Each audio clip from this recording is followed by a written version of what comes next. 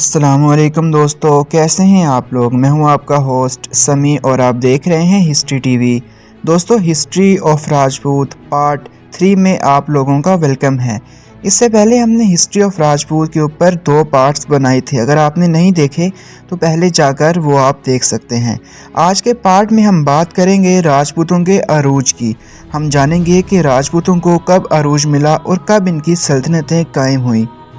तो चलिए आज की वीडियो स्टार्ट करते हैं। उससे पहले अगर आपने हमारा चैनल सब्सक्राइब नहीं किया तो कर दीजिए ताकि इस किस्म की वीडियोस आपको रोज़ाना मिल सकें।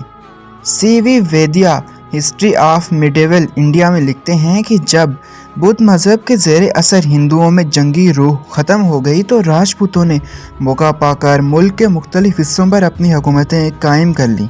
बकौल स्मिथ के हर्ष की वफ़ात के बाद से मुसलमानों की आमद तक यानी अंदाज़ा 7वीं सदी ईस्वी से लेकर 12वीं सदी ईस्वी तक के ज़माने को राजपूतों का दौर कहा जाता है। कश्मीर में डोगर या डोगरा राजपूतों का राज रहा है और इस कौम के लोग भी असल में जटों में से ही हैं और राजे होने की वजह से राजपूतों में शामिल किए गए हैं।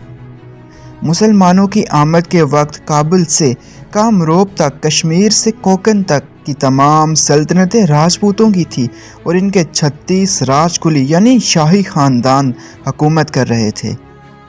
चंदर बरोए ने इस तादाद को पहले बयान किया और पंडित कल्याण ने तरंगी राज में इस तादाद की तस्दीक की है। जेम्स स्टार्ट के बयानात से पता चलता है कि इनकी तादाद इससे कहीं ज़्यादा है क्योंकि बाद के नामों में इख्तिलाफ है। 36 राजकुली में बरसगीर का पहला तारीखी ख़ानदान मौर्य ख़ानदान इसमें शामिल है, लेकिन इस बिना पर नहीं है बल्कि मेवाड़ के एक कदीमी ख़ानदान की वजह से है। इन गैर मुल्की अक़वाम ने ब्राह्मणी मज़हब इख्तियार कर लिया तो हिंदू पंडितों ने उन्हें ना सिर्फ छत्री करार दिया और उन्हें गोत्रें दी, यानी उनको अपनी अपनी पहचान दी और इनका नस्ली ताल्लुक़ देवमालाई शख्सियात से जोड़ दिया। इस बात को तफसीली बयान हम अपने पहले 2 पार्ट्स में कर चुके हैं। इस तरह ये नस्ली एतबार से 5 तबकात में मुस्तकीम है, यानी राजपूत 5 तबकों में तकसीम है।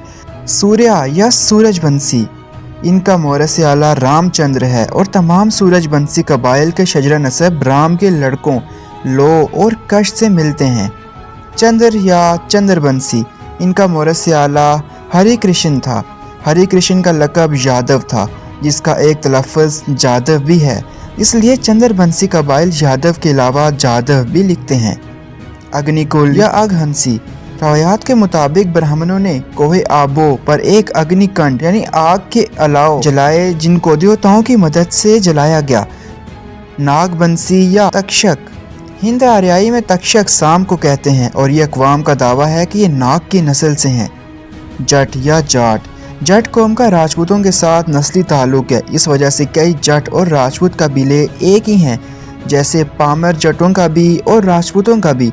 एक किताब के मुताबिक जट और राजपूत एक ही हैं, लेकिन जो जट पिछले दौर में बादशाह थे इनकी नस्लों को अब राजपूत कहा जाता है।